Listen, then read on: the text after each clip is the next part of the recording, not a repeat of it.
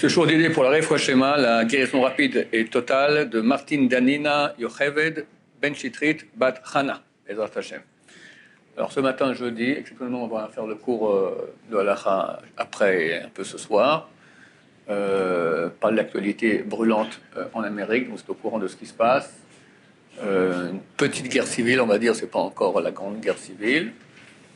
Je ne sais pas vers quoi ça va déboucher. Mais si, je dis bien si, ça débouche vers une guerre civile, alors nous sommes vraiment en train de vivre, il semblerait, la fin des temps. Yaakov Avinu se prépare à partir en galoute, en exil, et il dort, il voit une échelle, il voit les anges qui montent et qui descendent, et ça correspond au Malchuyot, aux royautés dans lesquelles le peuple d'Israël sera en exil. C'est marqué Siman, Maaseh Avot Siman Abanim, les actions de nos ancêtres sont un signe pour leur descendance. Donc lui s'apprête à sortir en exil et il voit ce qui va se passer avec sa descendance. Dans quelle royauté le peuple d'Israël va être en exil. Donc la première c'est la Babylonie, elle monte, elle redescend. Parce qu'elle est conquise par un autre, les Perses. Les Perses ils vont monter encore plus haut, redescendre. Après les Grecs. Et pour finir, il y a Édom. Édom c'est donc l'Occident qui monte et ne descend pas. Alors, il a super peur, il dit quoi alors c'est fichu, quoi. On sera en exil pour toujours dans le monde occidental. Dieu lui dit non, à la fin c'est moi qui vais le faire descendre de là-bas. Ça correspond à une autre parole de Chazal qui dit que l'Occident est comparé à un animal qui rumine, qui rumine pas, loïgar, c'est marqué loïgar, il ne rumine pas. Maintenant, le mot igar, qui ruminer, ressemble aussi gorer, igrar, d'accord, ça se ressemble. Les sages dans le Midrash font beaucoup de chidushim, d'explications avec une ressemblance des mots. Il dit Ena, la royauté de Édom, Ena goreret malchut acharet acharea. Elle ne tire pas, igra signifie tirer. Elle ne tire pas une autre royauté après elle. C'est-à-dire que les premiers royaumes dans lesquels on a été, tous les premiers royaumes dans lesquels nous avons été en exil, ils ont été détruits par le royaume d'après. Les Babyloniens sont venus en détruire notre royaume à nous d'Israël a été détruit par les Babyloniens. Les Babyloniens ont été détruits par les Perses par les Grecs par les Romains. Le Romain c'est donc l'Occident, et l'Occident, il n'est pas détruit. Et à la fin, comment est-ce qu'il disparaît? Enfin, sa puissance en tout cas, pas par un autre peuple qui vient le conquérir, le détruire, mais Hachem lui-même va faire qu'il n'aura plus de pouvoir. On appelle ça une implosion, une désagrégation, je ne sais pas comment appeler ça, d'accord? C'est ce que nous voyons aujourd'hui. Pas besoin d'amener maintenant les Chinois à faire la conquête, ou je sais pas, les Russes vont attaquer l'Amérique, etc. Pas besoin, c'est en eux-mêmes, normalement, et si l'Amérique tombe, tout le monde occidental tombe aussi avec. Et Mashiach vient. Alors, est-ce que c'est ce coup-là? Je ne sais, c'est encore trop tôt pour parler, parce qu'on ne voit pas très bien comment ça va continuer. Mais vous savez que j'attends Mashiach avec impatience. Pour moi, comme d'habitude, c'est clair que ça vient cette année. Je peux me tromper. Ce qui est assez quand même remarquable, c'est que c'est non seulement en Amérique, mais en Israël aussi.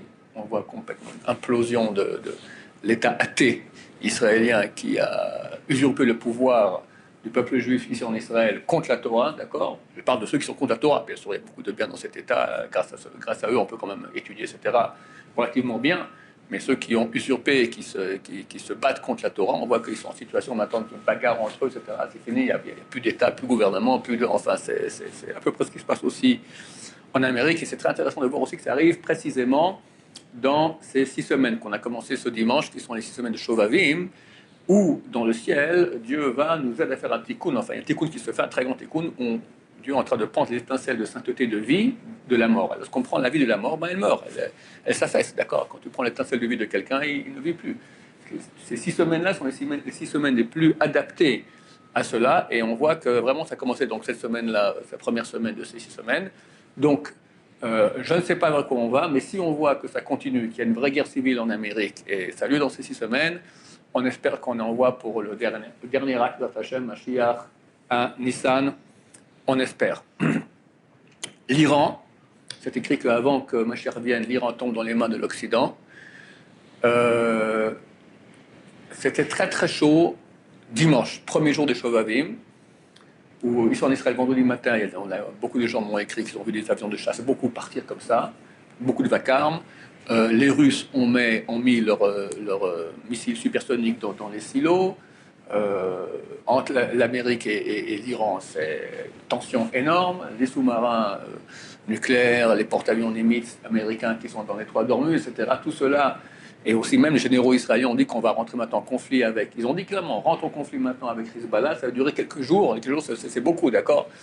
Baruch Hashem, Dieu a eu pitié de nous parce que cette guerre-là aurait été terrible. Parce que si on attaque l'Iran, alors la plateforme iranienne au Liban et à Gaza, surtout au Liban, Hezbollah en français, d'accord, ils ont 150 000 missiles, c'est très très très dur pour eux. Ça aurait fait des dizaines de milliers de morts à chaque mission, c'est très très dur.